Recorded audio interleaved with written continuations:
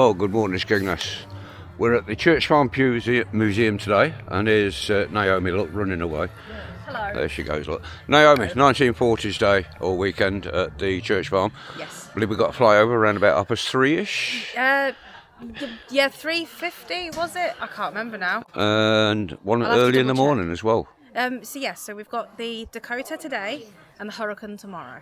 So you heard that. Dakota today, Hurricane tomorrow. Don't miss it. If you want to watch it properly, get your backsides down the Church Farm. More here. Don't forget, every time you come here, you're funding this place to keep it going. Absolutely. We don't want it disappearing in Skeg, so get all your goes to the backsides charity. down here.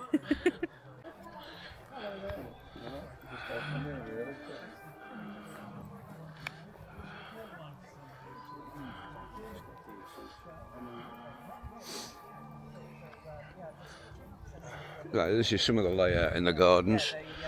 You can come round, have a word with them, talk to them.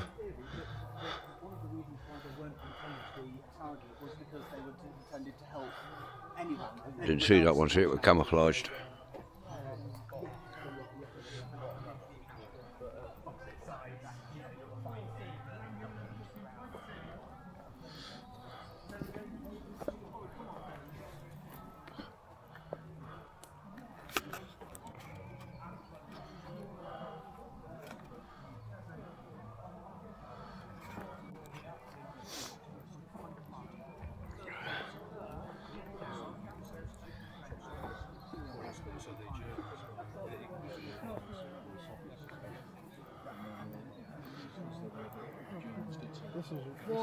This is what gets me something.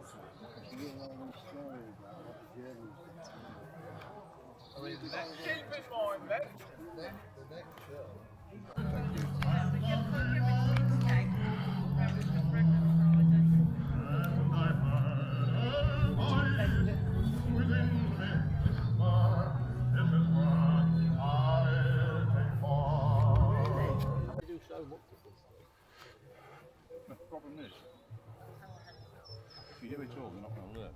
No. Cleaning, polishing, sewing, you know that.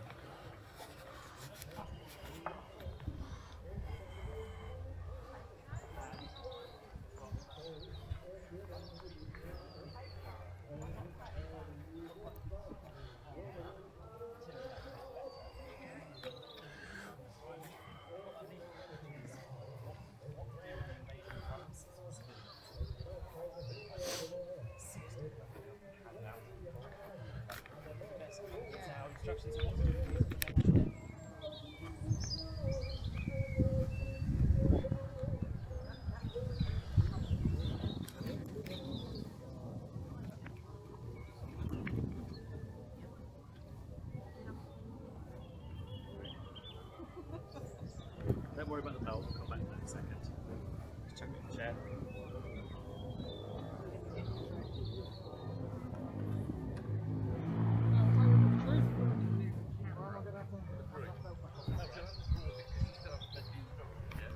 I'll say that, bro.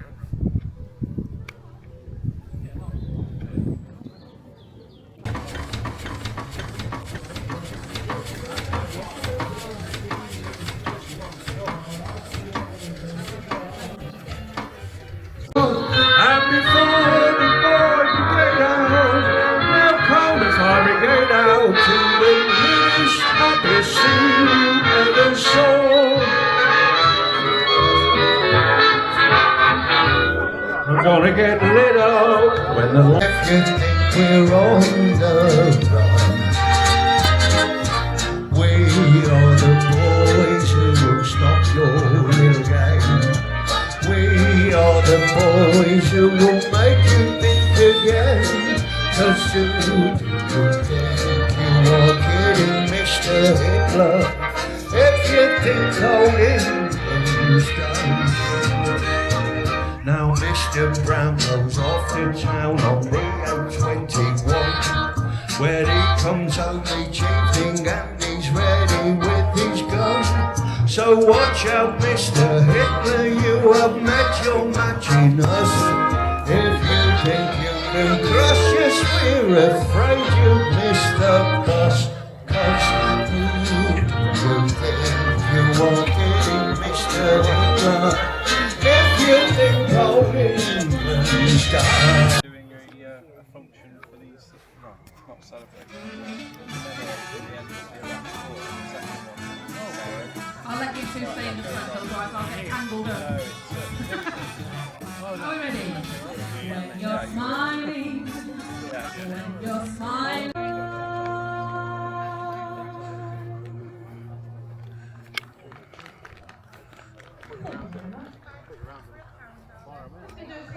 For you then, I'm going to have a little break. The blank rounds, no holes against them, as long as you. The carbine should be shorter. For the atropine, them and all that. And Lincolnshire Regiment was one of the first regiments to be issued with Mark 5. There weren't a lot of them, but interesting. Mainly went to guards. Yeah. Indeed. Well, thank you. Ideally with a stretcher, but good fireman's lift, you know, Yeah. over to the regimental aid post, which is down at the far end, and then they would assess, maybe apply fresh dressings, and then send them further back along the evacuation if they needed it. When it went out to Australia, the Australians weren't digging coal, and it was far too expensive to import. But they had loads of people. So they cut the trees down and dragged them out. Belts on it. Just like if you see the old Victorian pictures, everything was belted. The factories, everything. Now if you want to move the whole engine, what you're going to do is stop it, clutch this, clutch in, across, which engages the wheel. You don't mind coming here, come all that way from Bradford. And, Really? Okay. And we drove down here and we just sit about. It took us 3 hours, didn't it? Towing. Yeah. We've got a trailer up there that we put it on. Oh, you did. We didn't drive it. It's not ours anyway. It's This is all our grandsons. Really? Yeah, it's just gone to the museum. Just covering the evacuation. Yeah. Right then. I was with James. Are you doing that at school, the evacuation? Yeah. These are the baby gas masks for all the poor little babies. These are the ones you would just in case. And the baby one, you used to have to pump, didn't you? Yes, Yeah. the baby one, yeah. Pump on the side of it. That's right. And just Yeah. hope you don't forget. Must have been absolutely Walking the terrifying. town, but I can't I mean, we've even got pictures in the maternity ward. It's not tight enough to combat. Nice and quiet. Yeah. Before. Yes, yeah, third year. Get there, won't it? Get a bit big. You don't want it too busy. No.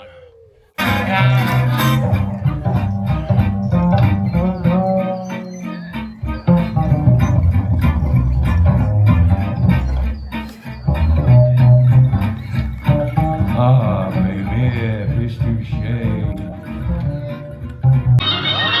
Umbrellas to mend. The one in your hand, lady. Yes, you over there. Mend your umbrella, madam.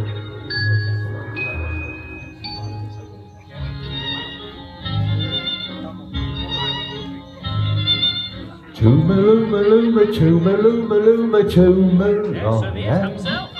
Any umbrellas to mend today. Bring your parasols, they may be small, they may be big. He'll repair them all with what you call a thingamajig. Pitter patter patter, pitter patter patter, here comes the rain. Let it pitter patter, let it pitter patter, don't mind the rain. He'll mend your umbrella, then go on his way singing tooma-looma-looma, tooma-lay, tooma-looma-looma-looma-lay. Any umbrellas to mend today? When there's a lull and things are dull, I'll sharpen knives for all the wives in the neighbourhood. And I'm very good. I'll don a sock or mend a clock, an apple cart, a broken heart. I'll mend anything, but I'd rather sing. Tooma-looma-looma, tooma-looma-looma, tooma-long. Any umbrellas, two-man today. He'll patch up your troubles, then go on his way singing. Tooma-looma-looma, tooma-lay, tooma-looma-looma-looma-lay. Any umbrellas, two-man today.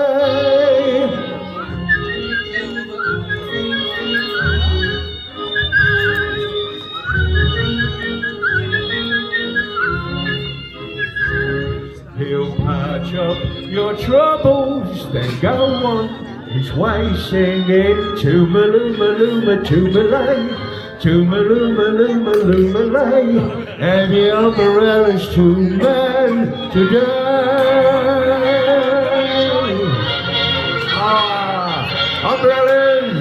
Umbrellas to men, your umbrella, laddie. Yes, you over there, one in your hand.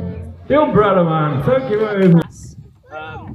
We are the Fen Tigers. We're a reenactment group based out of Cambridgeshire, and we portrayed the 2nd Battalion Cambridgeshire Regiment during the Second World War. But the display we're putting on for you today is applies to all infantry and all soldiers of the Second World War, with only minor alterations as the years go on. Now you might be thinking, you just said Second World War, but you're talking about gas. Wasn't gas a First World War thing? And that's a common misconception. You see, gas was so successful as a strategic weapon in the First World War that throughout the 1920s and 30s, it was actually developed upon and actually made more potent, more reliable. And one of which ways was the invention of a horrible, nasty substance we'll come to talk about later called lewisite. You might be familiar with things like phosgene, chlorine gas, or mustard gas. We'll talk a bit about those as well. But what you must remember with the difference of the First World War and the Second World War, and thus the development of lewisite, was that gas was only useful if the weather was matched, you know? If the temperature was correct, if there wasn't too strong of a gale, it would blow away choking gases. During the 30s, we developed a new thing called blister agent, or blister gas. Now, it's not actually a gas, which is why it's confusing. It's actually a liquid, a viscous, thick liquid. And when it comes to contact with the skin or the internals, it causes horrible, nasty burns and blisters. So you'll shortly see a display of troops moving through an area where there's potentially the risk of gas, and then potentially the need to drill for that. Sergeant Major, step forward for me, please. Thank you very much. Sergeant Major Mitchum here displays the equipment carried by a soldier at the end of 1940, around September. He's equipped with slightly differently in his role as a senior warrant officer. However, that doesn't make any difference about his gas equipment. Please remember, this is the gas equipment carried by all soldiers of the era, no matter what role or rank. Starting at the bottom are his boots.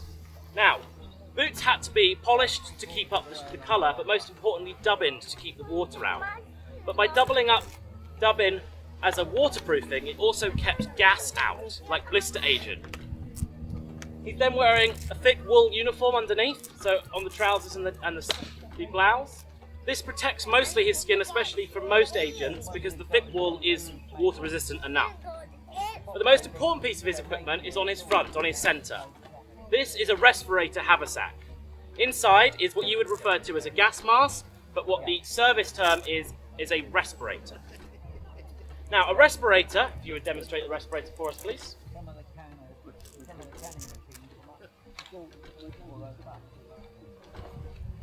Is a face piece through which to breathe, and a filter can. Now the filter can draws in air, filters out any contaminants, predominantly poison gases, and then allows clean air and oxygen to pass up through the tube and into the face piece. It's mainly a rubber face piece, so it forms a nice tight seal, but you'll notice here it's carried high up on the chest, and this is because of the heavy dutiness of the filter. Requires that it has to be close at hand. That tube isn't very long. A soldier is still expected to fight and do his duties whether he's gassed or not, and so it needs to be at a ready, or in this case, alert position. Now, the gas mask will protect from most known choking gases. However, in the event of something like blister agent, It also carries other personal decontamination and protection equipment in the same bag, so it's all in the same place. It carries eye shields, which are carried in the front pocket, either in a cardboard sleeve or cardboard box. And these protect the vulnerable eyes from blister agent. You know, if you got that in your eyes, you would end up blind. So this would just, essentially they're plastic goggles. They just let all of that liquid fall off. They're not a substitute for the respirator. However, in the event of just blister gas, only the eye shields are worn. In his other pouch, he carries two things. Cotton waste, which is just a byproduct of the cotton industry, and then sandwiched in between that, anti-gas ointment. This was like a neutralizing agent, kind of like a cold cream, that could be applied to the skin in the event of contact with chemical agent, and it would neutralize it and stop the burns and blisters of the skin. This was sometimes carried in a glass jar, or in this instant, a metal tin with metal tubes, much like kind of paint tubes. At the bottom of his can, out of view, but only needed in certain circumstances, is anti-dim. This is essentially a thick paste that can be applied to the respirator to keep it clean and to keep those lenses visible. You need to be able to see out of them. Soldier was responsible for the care and maintenance of his own equipment. And the final thing he carries in the rear pouch are gas brassards, which are worn on the arm. 2 pairs, 1 spare, 1 worn, or in this case just 1 because of his rank. And these were like an early warning detector system. We'll talk a little bit more about how gas detection or chemical detection may have happened. Moving further up the body, you'll see on the top of his shoulders a thing called a gas cape. Worn here rolled up, worn here unrolled. This was a treated like oilskin jacket that would keep most of the chemicals off the skin. But you'll notice that when it's worn later, when we do a demonstration of that in a second, that the hands and the boots are the only thing that are exposed. The hands can be treated with the ointment, as previously discussed. The boots are the dubbing. The only thing that's left unprotected is his helmet, which is the last piece of anti-gas equipment, because this allows, especially for chemical gas spray, to fall off the top like rain. Sergeant Major, would you like to demonstrate what happens when you are given the spray alert? Warning of spray in the area.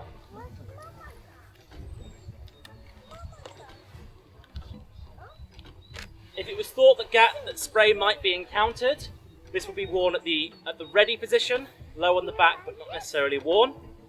This meant that if the alert was given, your arms could be dropped into it, it could be brought around the front and buttoned up. Gas blister spray was thought to be applied mainly, or was predicted to be applied through things like exploding artillery shells, like in the First World War with mustard gas, where the shells would throw not only dirt and detritus into the air, but also liquid gas.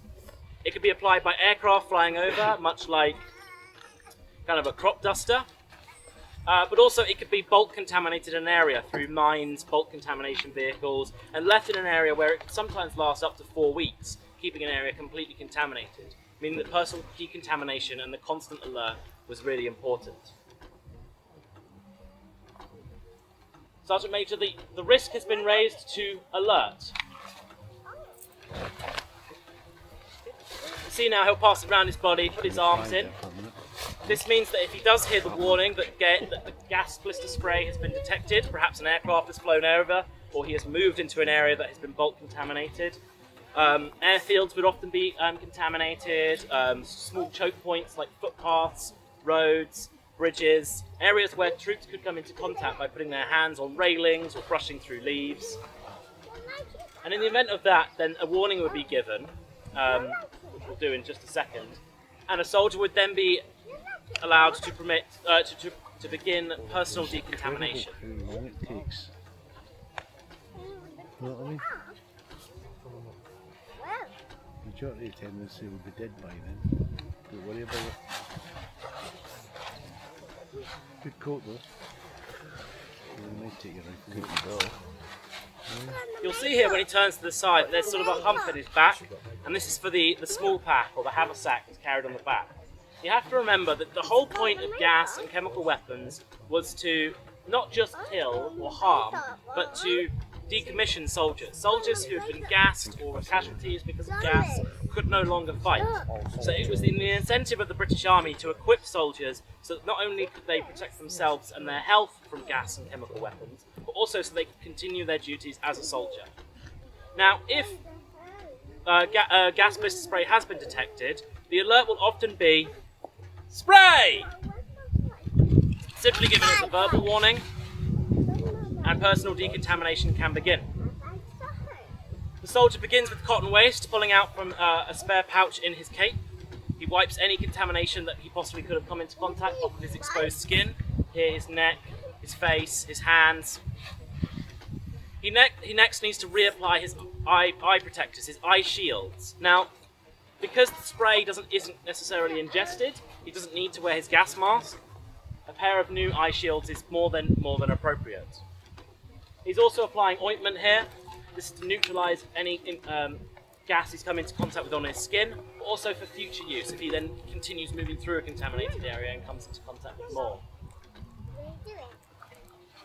A lot of this equipment was disposable. Using this equipment for this purpose, much like medical equipment, it needs to be thrown away. It needs to be cheaply produced. Soldiers would be issued something like 6 pairs of eye shields, 2 pairs of detectors, and at minimum two places to produce ointment from, either 2 jars, 2 tins, or another combination. See how he just throws away the sleeves, he's ready to move on. And once he replaces these eye shields and his helmet, he'll be ready to continue fighting on.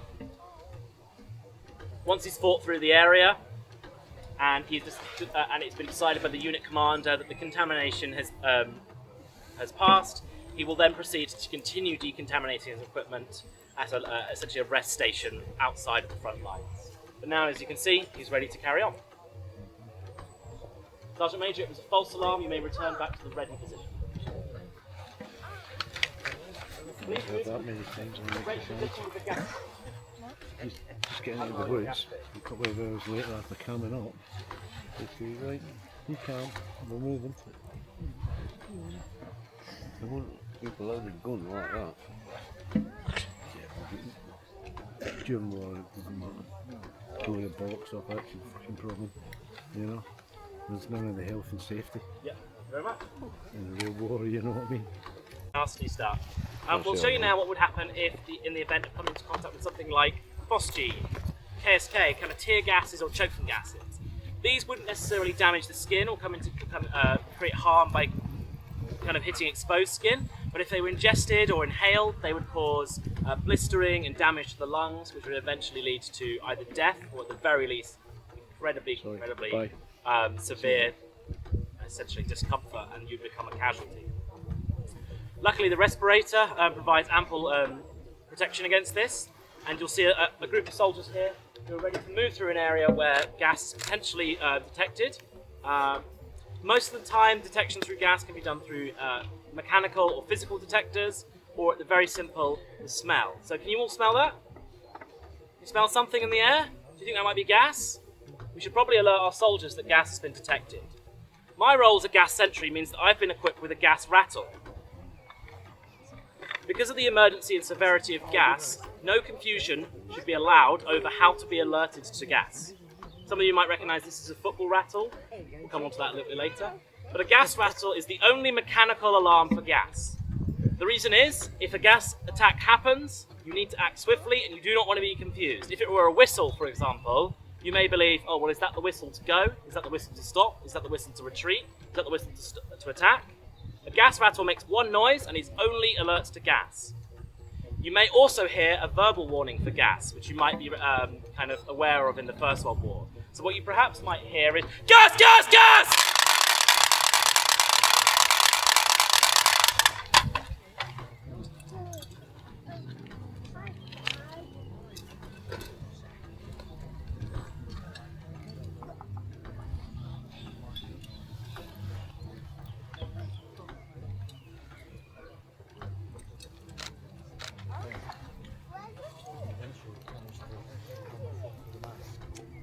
As you can, oh, can you not hear me? I'll take it off, hang on.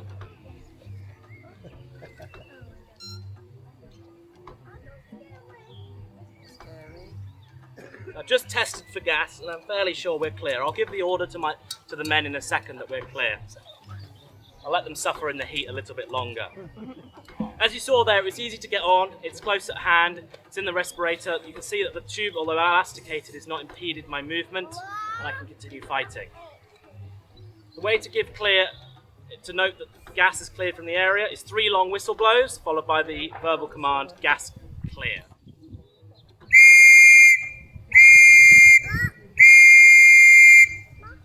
Gas clear! Gas clear!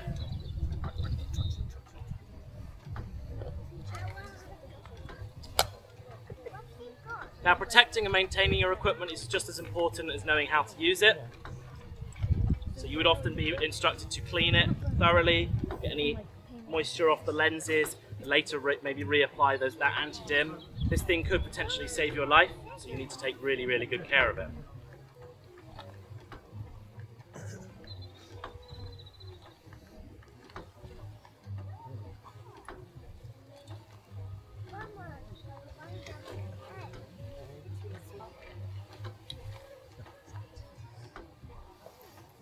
Now, luckily, gas was never used in anger, especially against British forces. The only major fighting power to use chemical weapons in combat was the Japanese army against the Chinese army. But the threat was always constant. Britain was always ready to use chemical weapons and gas in a retaliatory factor, as were most European powers, which meant that troops throughout the war, from 1939 until 1945, had to remain vigilant and had to be constantly well-trained, well-drilled, well-practiced, and well-equipped. I think that's all we have to say today, so thank you very much.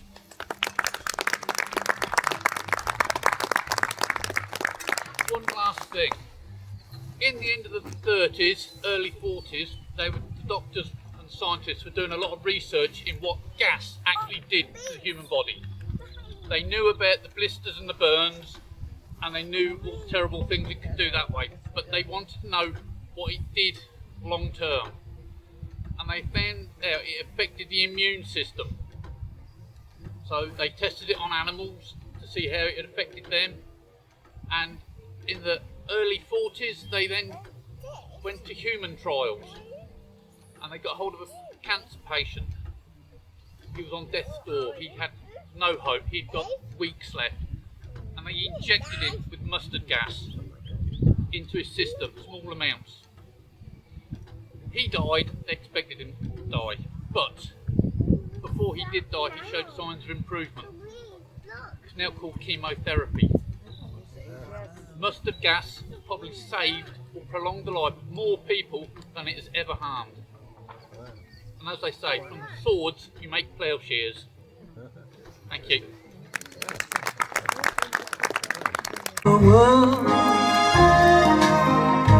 And rain or snow is all that may fall from the skies above. A kiss won't mean goodbye, but hello to love. When the lights go on again all over the world,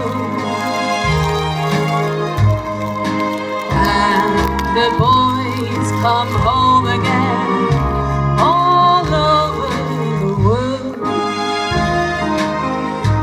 then we'll have time for things like wedding rings, and free hearts will sing when the lights go on again all over the world.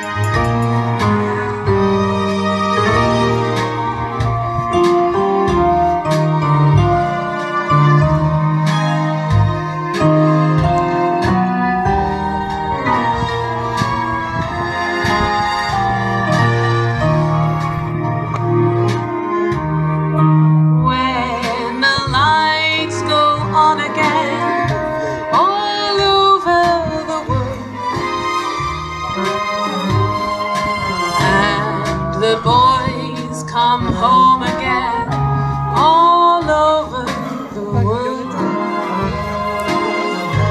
Then